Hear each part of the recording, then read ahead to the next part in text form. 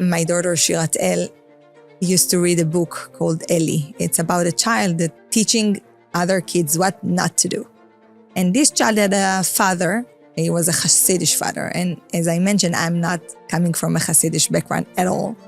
But my daughter Shirat El really was in love with this father. And she said, I want an Abba like this. With a streimel, with a bekache, was something that really I didn't know. But Hashem listened to the prayers of the kids. And after a year that Noam passed away, I met an angel Hasid Belz named Shlomo Horowitz with a streimel, with a bekache, just like Shirat El wanted. How does someone who is broken take that energy and create goodness? She's Sephardi, he's Belz. She walked through tragedy, he brought new hope. Together, Galit and Shlomo Horowitz fused two worlds and built a life of strength, faith, and unstoppable chesed. This episode is in memory of Shimon David ben Yaakov Shlomo and Miriam Sarah Bas Yaakov Moshe. This episode is Refuah Shlomo Yosef Chaim ben Devorah Chaya Golda. This episode is powered by Twillory, Wheels to Lease, and Admire. Also, before we start, what kind of Jew are you? Well, I'm not asking like a very deep question over here. Are you Litvish, Hasidic, Sephardi, Modern Orthodox? Maybe you're not Orthodox. Maybe you're not Jewish. Please let us know in the comments so we can know who is watching this episode. Here we go. Galit, Shlomo, thank you so much. You each have your own journey, your own story, and we'll get to that fusion. But like first, Galit, let's start off with you. What was your childhood like? So I was growing up in Israel. Not religious, in a Masorti house. My dad used to do a kiddush. We did go to shul. But I had a special connection. I had a deep connection with Hashem. I didn't know how to explain it. I remember myself going into 7th grade. In the end of the year, was terrified by the grade that I'm going to get in my report card. And the only way that I was thinking is, okay, I'm going to ask Hashem to help me. And I went to shul in the middle of the day, didn't know what I'm expecting. And I was just going there to the Echal, to the Ark, and I was asking Hashem, please make my report card to be good. And it happened to be amazing. Hashem really helped me. I remember I used to go to shul, like Friday night. I really liked the davening, all the Kabbalat Shabbat and the songs. And this is how I grew up. I would go to shul Friday night by myself, going back home, driving to my grandma, going to clubs, and then go back on Shabbat, sleeping or whatever. At the age of 18, I went to the army for 2 years. My parents moved to Las Vegas, and I finished the army and I moved with them. And when I moved, my father promised me that if I'll move, because it wasn't a condition, he would come with me to shul. So when I moved, we tried to find shul in Las Vegas. Now, we're talking about 23 years ago, which Las Vegas was not the most famous place for Jewish people. So it was very hard to find a shul next to where my parents were living. So I accommodating by driving to the shul, but I was really insist. I would drive to shul, I will go Friday night, I will go Shabbos morning as well, but still driving. And it went on for a year, kind of, until I reached the Chabad over there. And I was getting the people over there, the rabbi. And one time the rabbi approached me and like, what's going on here? You're coming here, you're davening, but you're still driving. He was very, very friendly and kind. And I was going there with pants, with shirt, like, and he said, you know what? If you come to shul, and he was seeming davening and he didn't connect. I was really davening with kavanah and like connecting to Hashem. But from the outside, I would look like nothing religious. So he said, how about you keep a skirt in your car? Whenever you come to shul, you put a skirt. I'm like, okay, fine, I'm good with that. And this is how I got closer and closer. I used to go to shiurim, to classes. I was the only woman with tons of men, and I didn't care. I didn't see anything that it was bad. And I got closer and closer, and I reached the point of wanting to keep Shabbat. I remember I spent a Shabbaton with the Chabad there. We went to the mountains there, and I met some girls from LA, and they told me, to come over and to spend Shabbat with them in LA. And my first Shabbat that I did keep was in LA, which was unforgettable. And since then, I started keeping Shabbat. And I was doing deals with Hashem. I really, really wanted to get married. Now, again, not in Israel. It was very hard. And I said, Hashem, I want to get married. I promise you that I will keep Shabbat, keep Kashrut. I'll put a cover, kisui rosh. I remember I would go to the mountain in Las Vegas, davening to Hashem, making the deals. I'm like, as my will wanted to be closer and closer, I said, my wedding will be separate. Whatever, Hashem, just let me get married. And it happened. I started keeping Shabbat Rosh Chodesh Nisan. And I went to Los Angeles and I met Noam, my late husband, in shul. And we were dating for 6 months and we got married. Noam was a Baal Tshuva. He was 10 years in Yeshiva. And I was nearly just starting to keep Shabbos. But it was amazing because I learned so much from him. I learned how to be religious. And the beautiful thing is that he never pushed me. He gave me my space.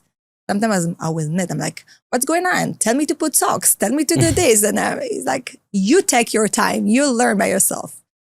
And it was incredible. So we got married. I was 23 years old. And as all young couple, we were married and want kids. A year passed by, 2 years passed by. And like, okay, it's going to happen. We were davening and it didn't come yet. After 4 years, we started to ask some help. So we asked everybody around, all the families, friends, to daven for us. We started to take Kabbalot, and we also started to do infertility treatments. It was really hard. Our emunah was on top of everything. We didn't give up. We said, it's going to happen. It's going to happen. We went to all the rabbis that could give us blessing. We went to all Kivrei Tzadikim. And we davened. And we really asked Hashem to help us. And we said, Hashem, you gave us the commandment. You said, get married, have children. This is your will. This is what you want. And we were really sticking by that. And after 7 years, I was pregnant with twin girls. And the feeling was incredible. Like we really felt that Hashem answers all that tefillot. And it was a celebration for us and for whoever just knowed us, because it was really, really miracle.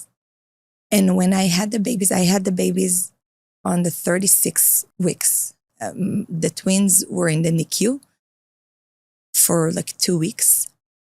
And then when we just brought them home, Noam didn't feel good.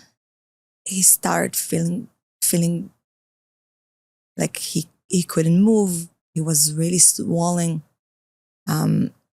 And he was rushing to the hospital. And he went back and forth from home to the hospital for about a month. And then I remember when he was finally in the hospital and he was admitted, the doctor called me and asked to come. And he sat us down and he said, Noam have a very serious heart problem. He have a heart failure and he need a heart transplant. And I remember we thought that the world is collapsing. We didn't know what's going on. I just had my twin girls. They were literally six weeks old. And now they're talking about the heart transplant. And he explained us, what does it mean? What do we need to do? It's a big process of going on a list and get approved. And we needed to bring all kind of documentations from the community that he's really that he is needed in the community in order to get the heart. And it's a process that can take years. And we started, we took a deep breath. We were actually searching about it, and we understand that this is the right thing to do. And we did it. Noam was hospitalized until Baruch Hashem, he was able to go on the list. After a month that he was on the list, Baruch Hashem, he was on top of the list, getting ready to get a heart. I'm just gonna mention that my twins was little, and I remember sneaking them in to the ICU just to make him happy, just to remember that he have the twins and to have something to hold on. And on his 37th birthday, we were there celebrating his birthday. We used to live far from the hospital, like 40 minutes drive. So we were there, we were celebrating his birthday, and I drove the twins home. And minutes after, I get a phone call, Galit, come right back, they find me a heart. My mom was there, she was babysitting my twins. I drove right back, rushing to the hospital with mixed feelings of, wow, what's going on right now? What's gonna happen? And they were preparing us for a very complex surgery, 15 hours surgery, which was amazing success. I remember we started the day with Teilim, with davening. Whoever know him, and he was very, very well known in the LA community, was just davening for him that he will succeed. And Baruch Hashem was a very, very successful surgery and successful heart transplant and very successful recovery. It was 2 weeks recovery when the doctors gave him, like when they were sitting us down, and they said that it could take months and they're not sure about the recovery, but it was unbelievable. He recovered after 2 weeks, and we went back home. I remember the doctors was calling him a star. Like we would go to the hospital every week to do like a biopsy to see that everything is okay. And Baruch Hashem, he went back to his twins. So he spent a month at home. It was just before Rosh Hashanah. There's such a drastic change of like, oh no, what's going to be is hard, and you having the babies, and then he comes home. What was that like for you? I felt like I'm the queen of the world. I felt that Hashem answered all my prayers, and that's it. I don't even have to pray. I remember myself going to shul. The first time I took my babies with me, and it was the first time I'm actually going to shul with my babies after 7 years that I was davening for them. And here I have them. And my husband was home, healthy.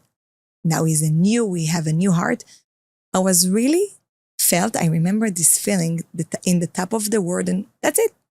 Hashem, I did my part. Thank you. I'm done. I'm good. And Hashem really showed me different. My lesson from there is that even when we have something, we still need to daven. We have to keep in prayer that whatever we have will stay. That was Rosh Hashanah. The last day of Rosh Hashanah, Noam didn't feel good at all.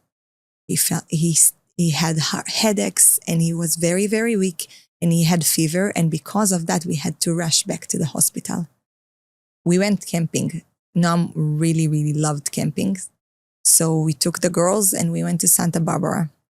We did a tent. And Noam was bitten by a mosquito. I remember, I really, really remember that, but didn't put any attention about that. We went back home. We celebrated Rosh Hashanah. And it was a 4-day Chag. I remember that on Shabbat, he didn't feel good at all. He had a fever. And the doctors told us that when he has a fever, we have to rush back to the hospital because it's a very delicate situation. And that's what we did. The twins stayed home. I took him to the hospital, and he was complaining about headaches, and he didn't feel good. But the doctors were very, very chill. They said it's probably because side effects of the medication. He took 15 different type of medications.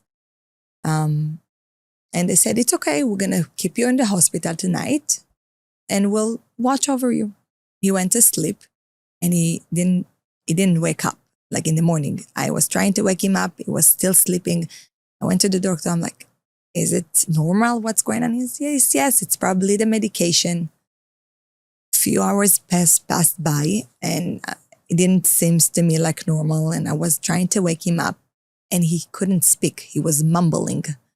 I went back to the doctor. I'm like, something is wrong. He's mumbling. He's not able to speak. What is going on?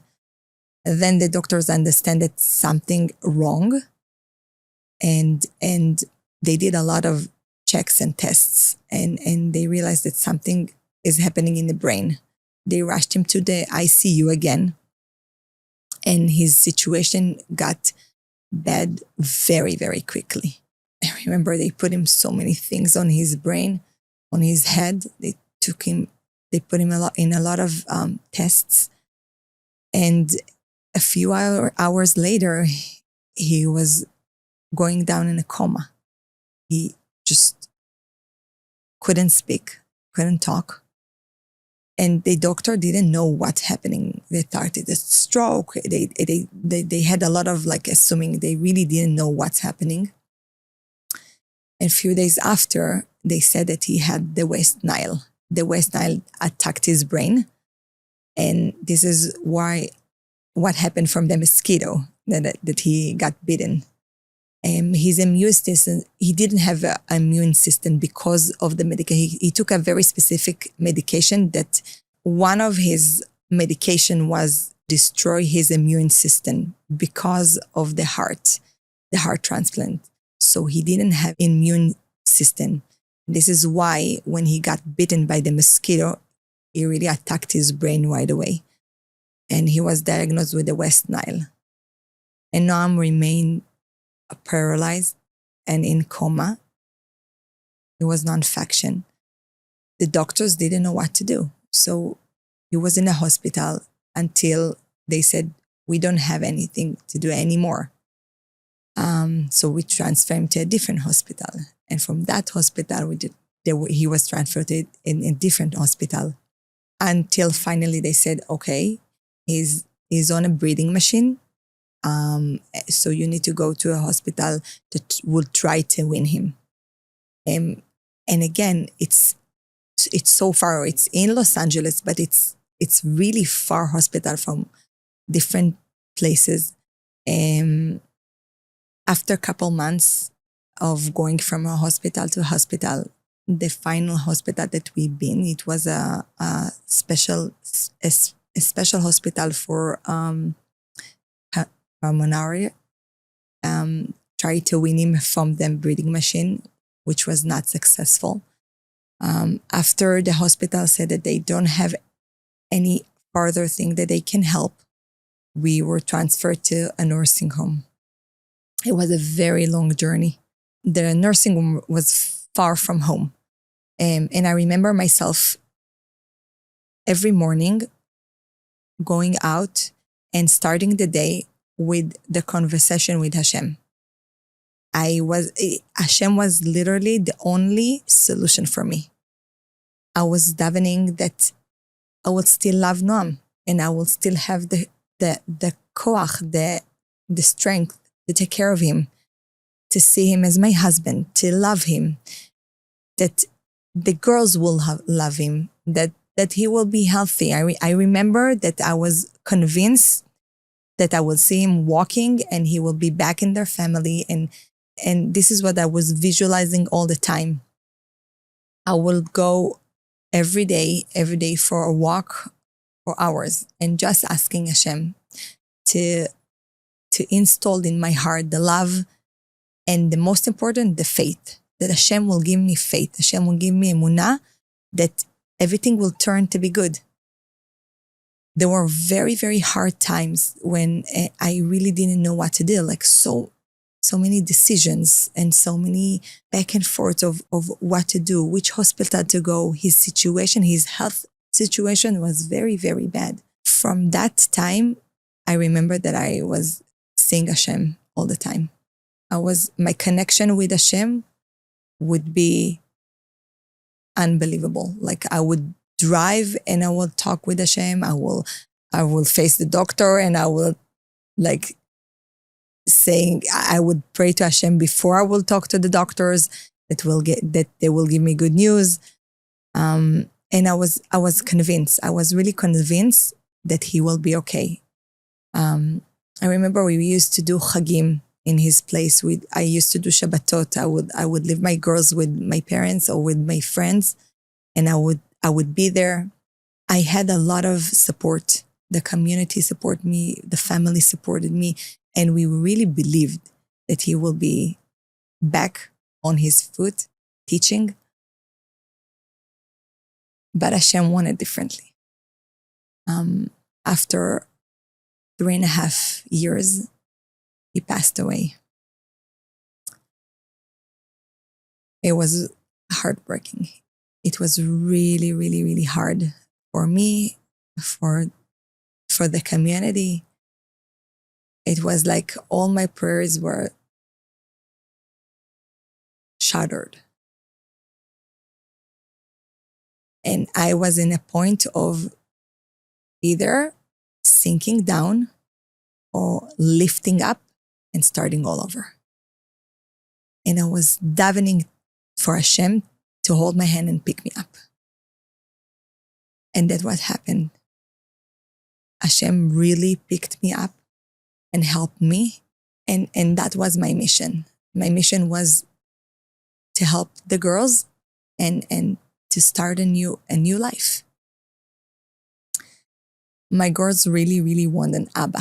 That was their dream. I remember when I used to pick them up from school, they always said, Ima, we want Abba to pick us up from school. We want Abba to take us to the park.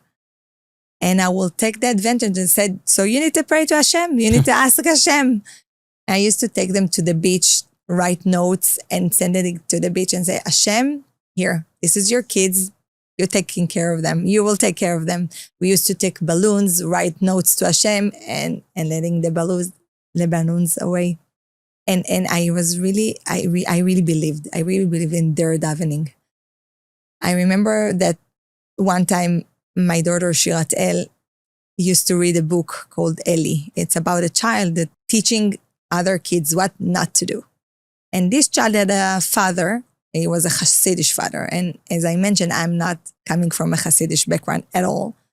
But my daughter Shirat El really was in love with this father. And she said, I want an Abba like this. With a streimel, with a bekache. It was something that really I didn't know. But Hashem listened to the prayers of the kids. And after a year that Noam passed away, I met an angel Hasid Belz named Shlomo Horowitz with a streimel, with a bekache, just like Shiratel wanted. Now I understand why I didn't take off my streimel. I was like, I need to keep this streimel. So thank you for sharing that. I'm going to ask you some questions about it, but before we get there, we'll be right back to this episode. A lot is still coming up. But first, let me tell you about Twillory. Okay, you've heard me the entire summer talking about the Twillory air suit, and you should still get it. But my favorite suit from Twillory is their stretch suit. It's their classic suit, and the weather is getting cooler. So it's perfect for the winter months, and it is stretch. I've had mine for over 2 years now, and it is by far my favorite suit. It's machine washable. It lasts. You can't tell that I have this for 2 years. It looks like I just bought this yesterday. It's well priced. And of course, our inspiration listeners are going to get 20% off their first suit with the code word INSPIRE20. With the number 20, use the code word and you will get perhaps your favorite suit of your entire life. Now, before we jump in, every organization dreams of one system that just works. No headaches, no patchwork fixes, no endless training, just clear, powerful software that makes life easier.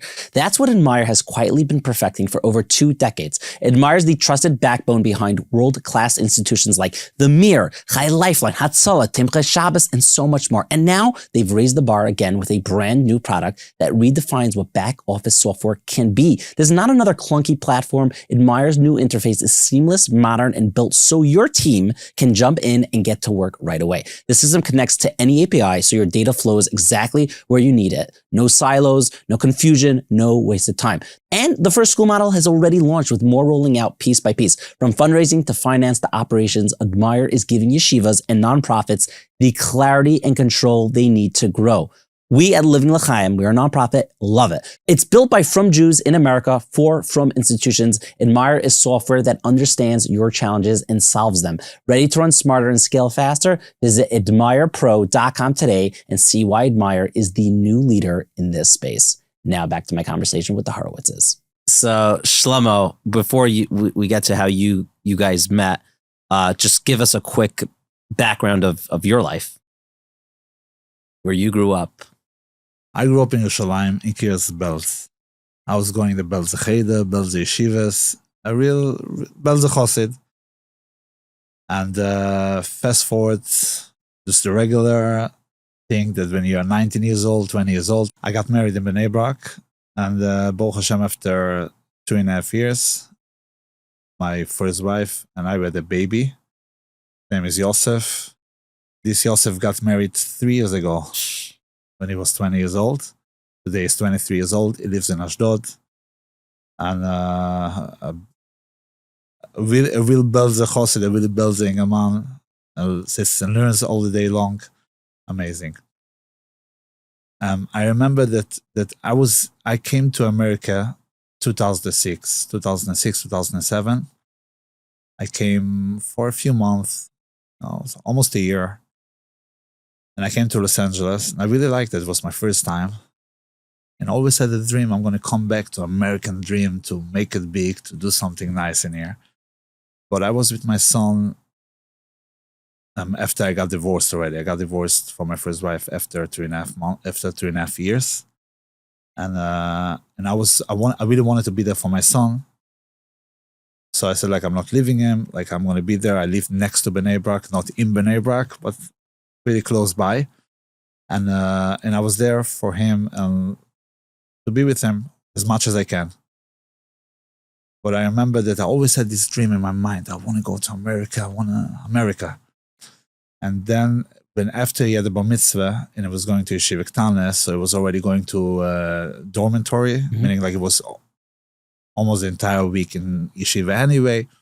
So I decided, you know what, I'm going to take my chance. I'm going to go to the other side of the world, to Los Angeles, to see what happens. So I came 10 years ago to Los Angeles.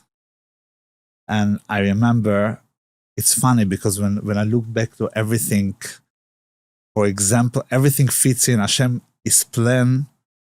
He of course knew, but now I just see it, how he knew everything that was going to be a few years past when I come from Los Angeles.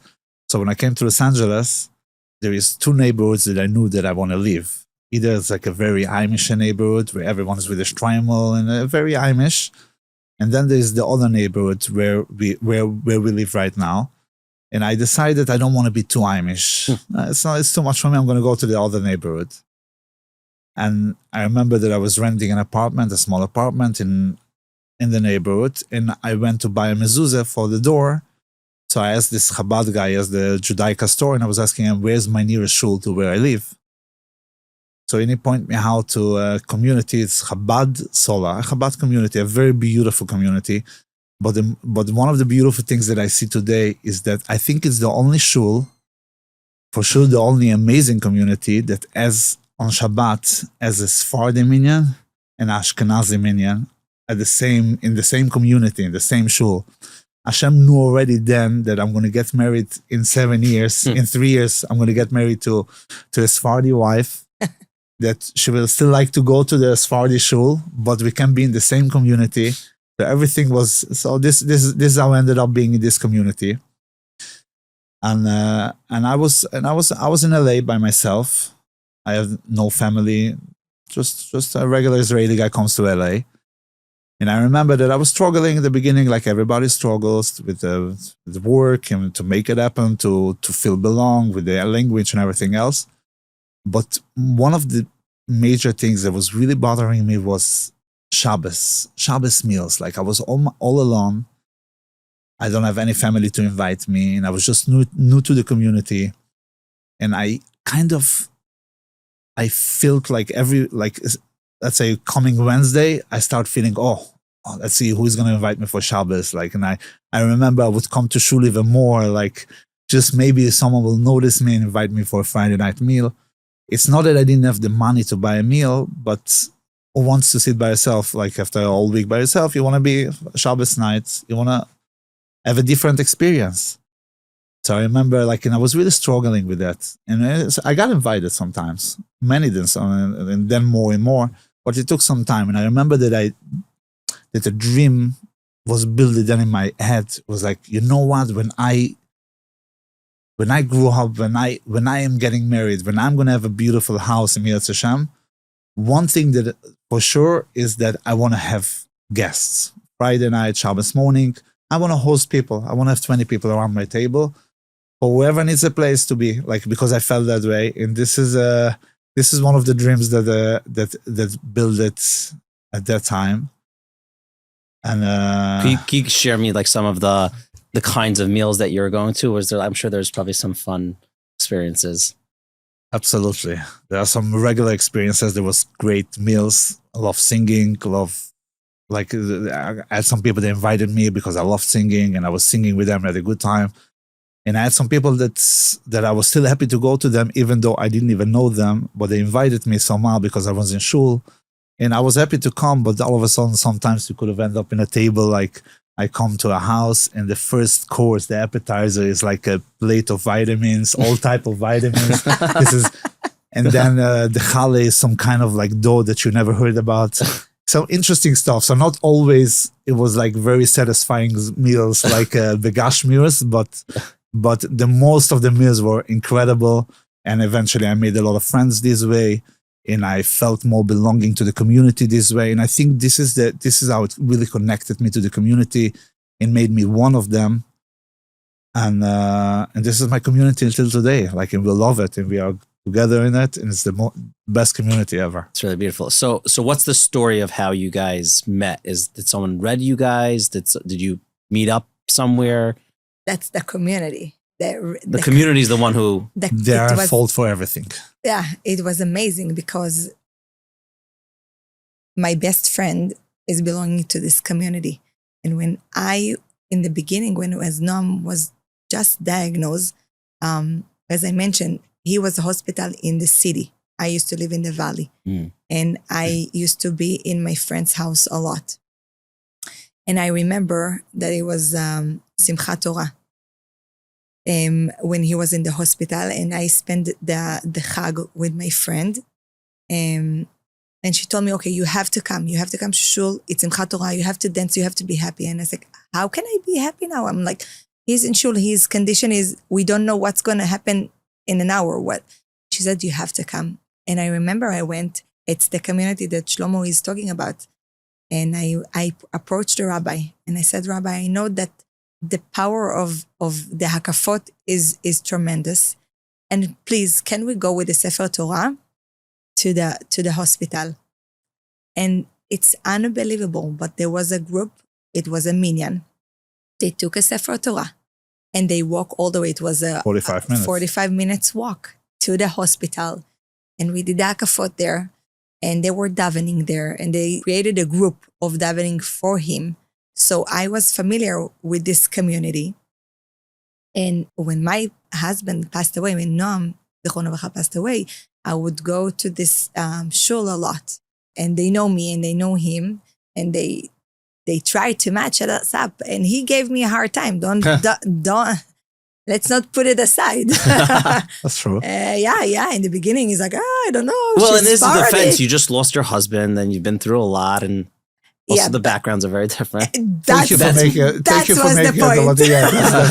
was the point, exactly. He's like, he's a Belz Chassid, you know? And you're Sephardi. Sephardi Yeshiva. Sephardi Palchuva. You got it exactly right. It's very different worlds. It's, I understand that. It's not your first match that you get matched together. Right. I didn't see it like that. I didn't see that it's such a big difference, because as a Baal Tshuva, everybody's the team. So we're the same. Right. only we are the now I understand how far words are they. But so yeah, he didn't want to date with me in the beginning. It took a while until I put a shaitel. That's I've got to tell you about Wheels to Lease. Yes, they've been the go-to name in the Tri-State for over 35 years, and after using them myself, I get why people never go anywhere else. Whether you're buying, leasing, or financing, new or used, any make, any model, they make it so easy and get you to the best deal without the usual headaches. No showrooms, no sitting in back offices for hours. You do the whole thing by phone. Yes, a phone call. And they'll literally drop the car off at your front door. Quick, honest, and honestly enjoyable. What I love most is how much they care. It's not about cars. It's about trust and treating people right. And that's why families keep going back and telling their friends, just like I'm telling you now. Reach out to Wheels to Lease today, 718-871-8715. That's 718-871-8715. Email them, inspire@wheelstolease.com, or you can WhatsApp Sal. We're going to have the link in the show notes, and he will take care of you and all your needs. Now back to this week's episode. How does it feel for you, Galit, that, unfortunately, you lost Noam, but your girls wanted this father figure, and then Schlommo came in, and he seems like their father at this point. So I really feel that Hashem made it tailor fit. It really, I can only explain it with, this is what Hashem really saw and put it in my girls' head, that this is what they want. And when they met Schlommo, they saw their father, the way that they react together, and they loved, and it was like there from the beginning. On Serach bat Asher, they said that Serach was his daughter, but he was adopted daughter. But it says Keilu Yaleda, like Asher had her, like he was giving birth to her. And this is exactly was my story. Schlommo is raising my daughters just like he gave birth to them. And the connection that they have is something that you see and you said, it's only miracles. It's only miracles because there's a lot of story that you hear about second marriage, about a complex family, and you really do not see it. Not only that, they really look like him. One of the twins, they're not identical, but one of the twins look the same thing like Schlommo. Wow. When we were dating, when we were engaged, and Schlommo used to take the stroller, and people didn't know that we're not married. Like if we would go to a different community, they would think that this is their father for sure. Like it was mamash. And it felt this way. It really felt this way. I have no words. Like nothing can describe it. Really, like you said. Like I met them when they were 4 years old, and it's like I was always there for them, and they for me. Like it, and again, it's just a miracle. I'm so thankful for Hashem for this, among all of the other things. But this is really something you cannot plan it. You cannot design it. You cannot even dream about it's going to be. It's beyond. Oh, Hashem. And you guys also together have a son and a daughter, correct? Right. So it's like the family's really getting blended. And oh Hashem, we're just starting the family right now. Right. Just starting. Oh Hashem.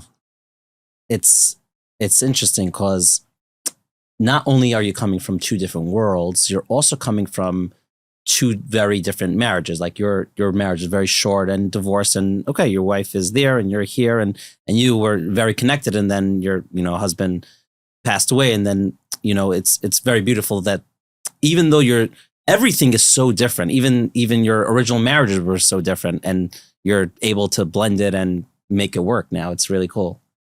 It's very special, and again, it's like we really see it as a miracle.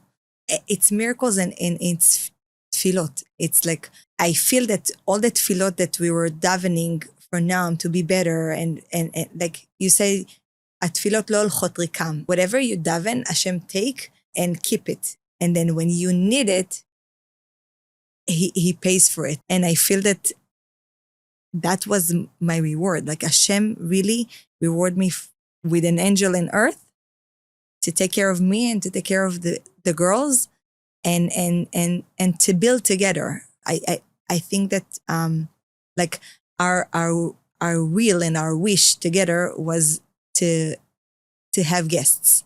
Like Shlomo mentioned his dream. I remember when we were dating, he said, listen, I have to tell you something in front so It was you the will first know. date. I was like, we're not going from Right. here like nowhere. Exactly.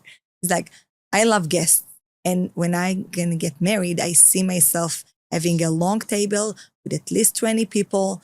I just want to tell you that in head, like, is it something that you want? And I was laughing because since I was married with Noam, we always had guests. And even as a single mother, this is what was giving me the drive. I used to love hosting. I did like classes and everything. I love guests. So in my mind, I'm like, Hashem, you give me 2 birds in one, a husband and guests. Wow. Perfect. Wow. And when we got married, we said, this is what we want. We really want to create something. We really want to make something that we can give back to the community and to do something with a lot of guests. So could you explain what LevLA is? LevLA is a home. It's a house. It's a big house. It has many units, but it's still a house because it's in the back of our home. And we built it together maybe a year after we got married to host people that are coming from everywhere, from all around the world. This is families. There are many are coming for medical reasons. And who else like Galit has this experience of being have the need to go to the hospitals or to nursing homes and being far away from home and being far away from where you can stay. And people need to come to these procedures, either at cancer treatments, at transplants, or other procedures. A lot of kids that need to come to certain procedures and surgeries. So we make sure they have a place, not just a place, they have a beautiful apartment, and we have 5 of them in LevLA. We give them everything they need. If they come from Israel, if they come from New York, if they come from Lakewood, if they come from Toronto, from Mexico City, all type of Jews. And we give them everything they need so they can focus on healing. There's nothing, we take off all of the logistics. It is a place where to stay, or food, or transportation, or babysitting for the kids, or if they come like for 3 months for treatments, we're going to try to put the kids in school, maybe find some kind of a job for the husband, bringing housekeeping ladies to help with everything that someone possibly needs in a place like that. So this is what we give in the LevLA. As we know, in LA, we have a lot of specials, doctors and professors and hospitals that people really pick to come specific to there.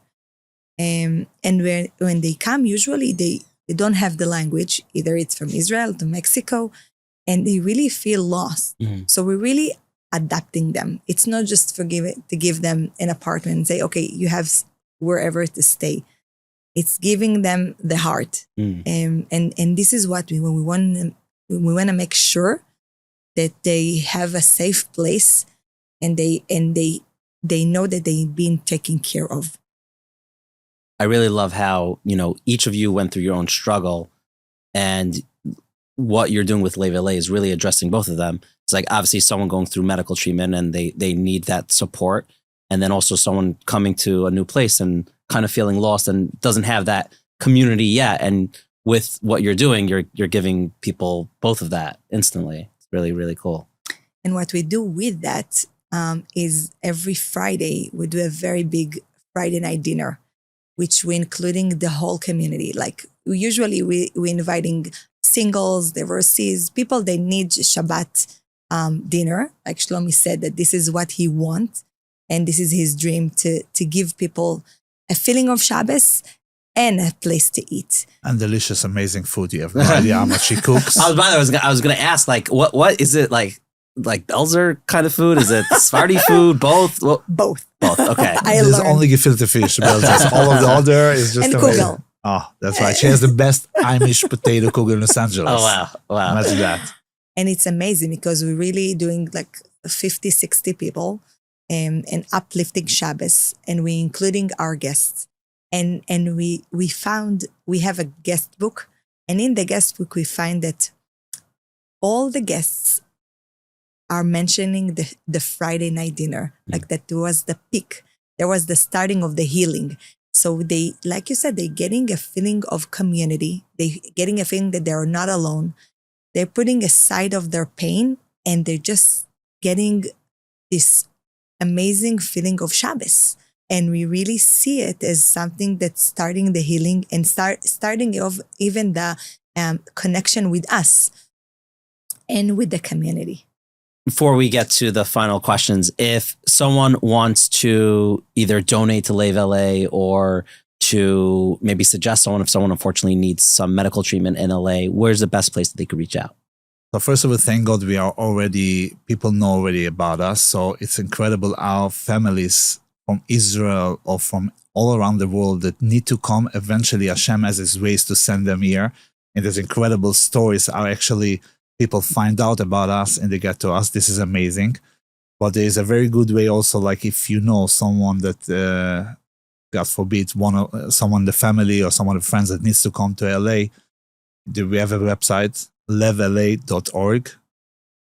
It's a beautiful website. Lev-la.org. Lev-la.org. And we'll link it down below. And over there we have you can see where they are coming, so they're going to get a little bit familiar with the place before they come. And you can donate there. You can volunteer, sign up to volunteer, and many other things. We are right there. It's open for everybody. Could you each share maybe one of your favorite moments or stories that happened with LevLA? Wow. Yes. We had a family from Toronto that we got so connected to. Baruch Hashem, we're getting connected to all the families. It's unbelievable. They really become a family. I remember that once we had two families that came one after each other, and they came, both of them from Israel. And we were showing the place to each family. And the family that came the day before told the other family, okay, so now you need to know that your last name is going to change. You're going to be Horowitz. It's like really one family with all the guests. So we had guests from Toronto that came to us few times, and the mother was on wheelchair. She couldn't walk. And I remember that she came to us because she had a very special treatments to help her to start moving the body again. And it was Parashat Yitro, that they're reading the Torah. They're reading Torah and giving, it was Parashat Yitro. And when we were sitting and eating on Friday night, I remember she said, they sang about this parasha that whoever listened to the parasha and listened to Aseret HaDivrot will be healed. And I said to her, so let's go to shul. She didn't go to shul for like 3 years in a row. And she was a woman that used to go to shul all the time. She said, no, I'm not going to shul. It's too much for me. And I'm like, let's go. I'll take you. She's on wheelchair.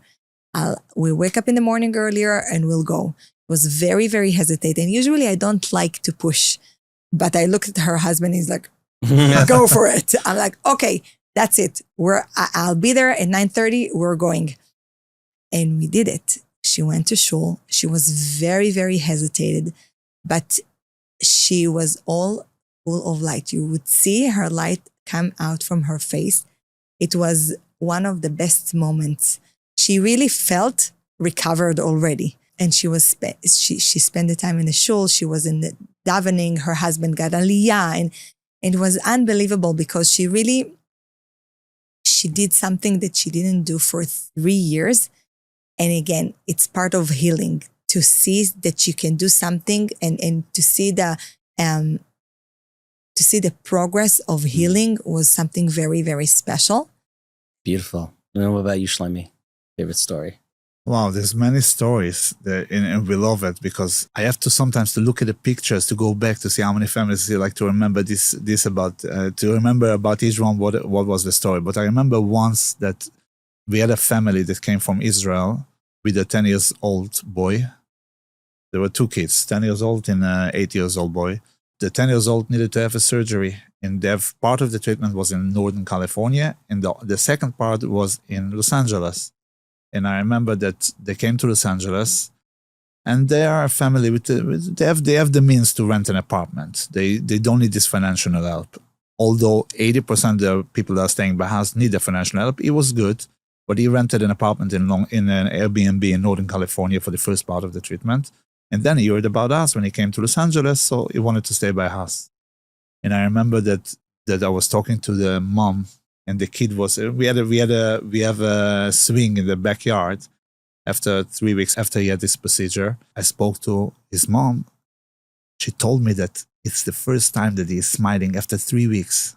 And he's a very lebedik boy. He's a very uplifting. He's always like lebedik. But she said that she feels that in this place, the healing started. Even though like they had the place, they had the means to go to an apartment, but we have Baruch Hashem, our kids, they are playing with all of the other kids, and it doesn't matter which kind of surgeries they're going through and how they look like, they make them feel so comfortable. And they are becoming best friends of the kids that are staying by us, and it's a healing for everybody, not just for the patients, but also for the entire families that are coming. Really, really nice. I'm gonna end off with this question. It's a question for each of you. Shlomo, we'll start with you. Shlomo, what advice would you give to someone who was on a similar journey to you? And they were like maybe at a certain point in their life where they were feeling just very depressed or just not looking forward to the next steps. What advice would you give to them? That it's okay not to look forward for the next step. And I had many of these days that I was like, I didn't know what's going to be tomorrow, and I definitely couldn't dream what's going to be in a year from now, or when I'm going to get married. But I had these days that I woke up and I was like, you know what, it's going to happen. And I think I focused more on that days. That when I was like, okay, what am I dreaming? And I like to visualize my dream and like making it kind of like I'm already there. And this kind of put away those days that I didn't feel good. And Baruch Hashem, Hashem made my dreams even way bigger and way nicer than I could have dreamed of. Like I was better than all of what I visualized, better than all of what I was dreaming of. It's an incredible journey that I went through, but it's only Hashem can make it so good. And Galit, how about you for what you had? Because you started off, it was good, everything was good, and then it started turning bad, and then it got good, and then it got really bad, and now Baruch Hashem, it's great again. What advice would you give to someone going through it? My advice and my only thing that helped me is to get connected with Hashem. Really, that to put on Him, to talk to Him, to get Him involved in every second in their life, and really become united with Hashem, like best friend. The only place that you can rely on and ask is Him. Galit, Schlommo, thank you so much for coming and sharing your stories. Thank you so much. What an episode. So many powerful takeaways. If you made it this far, drop the word chesed in the comments. If you need their help in LA, you can go to LevLA.org. They actually asked me to say that because they're like, hey, we want people to actually, if we could help them, we want to help them. They are the kindest people. And if you want to show support for the Horowitz family and the incredible work they're doing, if you feel inspired by them, please donate to them on their website. We link it down below. That's lev-la.org. Special thanks to our sponsors, Twillory. Of course, use the code word INSPIRE for 20% off your suit. Wheels to Lease, the easiest way to get your next car, and Admire, the most powerful back-end system for yeshivas and nonprofits. What Galit and Shlomo shared is nothing short of inspiring. She came from heartbreak. She came from a different world, and together they fused Sephardi and Hasidic Belz into a home filled with love, resilience, and giving. Instead of letting pain define them, they turned it into purpose. I'll be honest, they remind me that Hashem doesn't just give challenges, He gives the strength to transform them. And when we choose to open our homes, our hearts, and our lives, we're not just helping one family, we're literally building Klal Yisrael stronger. Because at the end of the day, choosing to give is choosing to live. And that's what makes us Am Yisrael. Remember, inspiration's everywhere. L'chaim. Living L'chaim.